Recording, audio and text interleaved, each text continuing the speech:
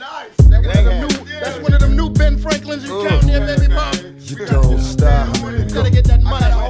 You don't stop. Oh man, this is how we do it. East, west. So if y'all can't tell, I just got my hair cut, so I'm kind of feeling myself a little bit. It's all good though. Today we're gonna talk about 3 signs she's not ready. Believe this is volume 2.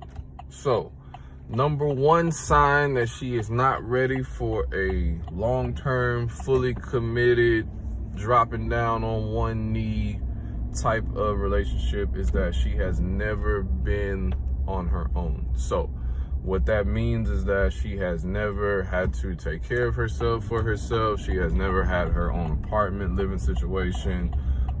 She doesn't have her own car. She doesn't have her own bills. She doesn't have, things in her name that she's responsible for on a solo level. Then she's not going to be able to operate effectively in a partnership, a long-term partnership. So this speaks to what we talk about when we talk about high-level individuals make high-level and high-performing teams. You cannot have someone who has not really tackled all of these things on a real and practical level and then expect them to operate at a high level of awareness or efficiency when it comes to joining forces with someone who is at a high level of awareness and efficiency. So if you got a woman, if you got a man too, and they're still living at home with their parents, or they've only had roommates, or they on the family share plan with the cell phone, or they don't have their own car, and they justify these things in terms of, oh, I'm saving money, or,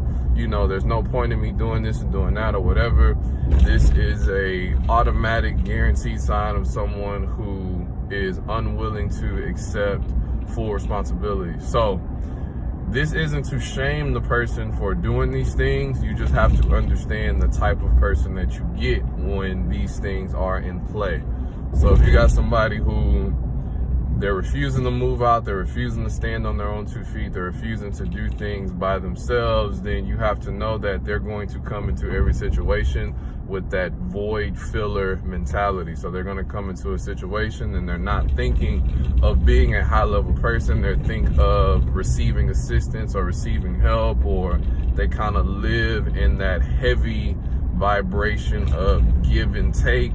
But these types of people, they take a lot more than they give. And this is not with ill intent. It's just you have to understand the nature of the beast and what you get when you get a person who is not really standing on their own 2 feet. They don't mean any harm, but just because you don't mean harm and that's not your intention doesn't mean that you're not causing any harm on a practical level. So just because someone may not mean to be a leech or a smooch or require a lot of help and assistance all the time doesn't mean that's not what's happening in real life.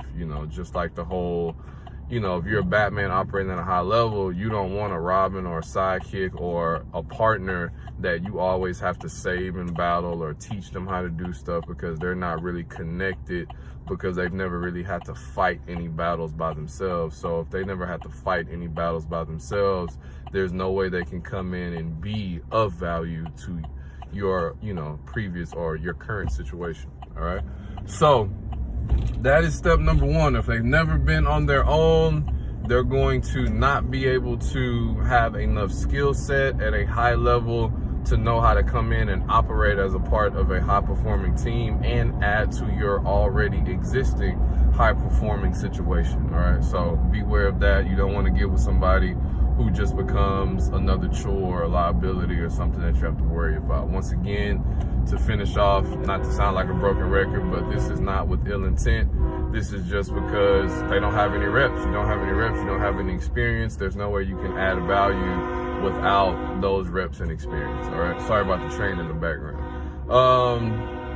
Number 2, that she's not ready for a long-term committed relationship is that you feel as though, and you notice, you're aware of the fact that she gives a lot of template responses, okay? So when you're dealing with someone who gives you a lot of template responses, this looks like you tell her something or you talk to her about something and she's almost kind of regurgitating what you've already said, and she's not really giving you any original thoughts or original feedback, or she's not really coming from her own perspective. She's either, one, very confused about what you're saying if you're trying to put her on game about something, or you're talking to her about an experience that you're going through or you have been through as your own individual person. She doesn't really know what you're talking about. So it almost kind of seems like you're speaking a foreign language to her. This is a dead giveaway. The other dead giveaway is that when you say things to her, it's almost as though she's trying to plagiarize or repeat what you've already told her. So if you're talking to her about a financial opportunity or investment, and then when you're done talking, or when you're done with your part of the conversation, it almost seems as though she's just trying to be agreeable, and she's trying to, just agree with what you're saying by repeating what you're saying, or let you know that she understands what you're saying by just pretty much repeating what you're saying, but she's not giving her own viewpoint. She's not adding in her own perspective. She's not, implementing an original thought into the conversation or anything like that. So what you get with this type of person is that they may not really be thinking deep enough about certain things, or you may notice that you guys may not share common interest when you run across these certain things too. So if you're really deep into something, or you're really connected to something, and then you're realizing that the person that you're dealing with, they're not really connected to what you're saying, or they don't really understand what you're saying, or they're trying to kind of just move through the conversation and, try to keep the answers really safe. They're trying to respect you and they're trying to put their best foot forward, but the reality is they're not really truly connected to the things that you're connected to. So once again, not with ill intent, not something that you should, look at them and think they're a bad person for, but you do have to always maintain a real perspective and a practical reality-like perspective when you are trying to assess whether or not somebody is ready for the next level long term. So if they're giving you templates, safe answer responses, or if they seem as though what you're saying to them is complete foreign language, like they have no fucking idea what you're talking about, then you can probably already know that that's true. They don't know what you're talking about because they're not connected to the same things you're connected to, which will cause residual long-term issue. All right.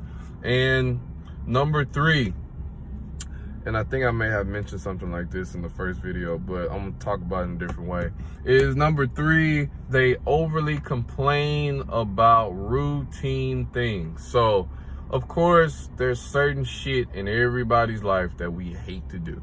There's certain things that don't want to wake up and go to work.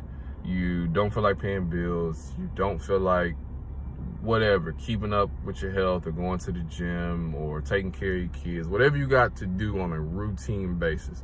Of course, most people are not overly excited about doing these things, but at the same time, there comes a point to where it's like, all right, like that's just, it comes with the territory, whatever. If you're dealing with someone and it seems as though they're constantly breaking down, that they have these extreme coping mechanisms, or you notice that they may use drugs or some type of supplement to subside their anxiety all the damn time, or you notice that they overindulge in things to kind of take their mind off the pain of being an adult, then of course you're dealing with someone who's not really ready to be responsible. They're not really ready to accept the entire picture or the whole story, or full thing that comes with being a high-level adult. So if you're dealing with somebody like that, you're dealing with someone who may have grown up very comfortable, or they're not over some type of trauma, or there's certain things that they haven't really learned for themselves, which goes to point number 1 about being a high-level individual. So watch out for people that overly complain about routine things, just because what you end up doing is you join forces with this person, and then now they feel this sense of relief that they have someone in their corner or someone to make up the slack or someone to complain to all the time. So you don't want your energy drained on a daily basis from someone complaining about the same routine shit that you got to do and you got to fight through and you got to make work. You know, it's okay to have a conversation about the days and the trials and tribulations and shortcomings and shit like that. But if you're dealing with somebody that seems like they constantly just want to tap out and give up all the time, or you find yourself being their like personal daily motivator just to get up and do normal shit, then this person is for sure a liability to your situation. And it's definitely not somebody you want to commit yourself to in a real sense or on paper moving forward, all right? At least not right now until they get this shit together. So you probably need to move on because these types of people cause other emotional problems too, all right? So those are our 3 ways to know, volume 2, 3 ways to know if she's not ready for a long-term committed relationship. I hope this helps some guys. Hopefully this didn't, you know, mess with too many guys who may be dealing with a woman like this and in a already established long-term situation. If you are, find ways to communicate, find ways to resolve any issues you have, and never be afraid to leave, all right? It's always healthier for both parties if you just let it go, if it's not a healthy situation for both parties, all right? See y'all later. Peace.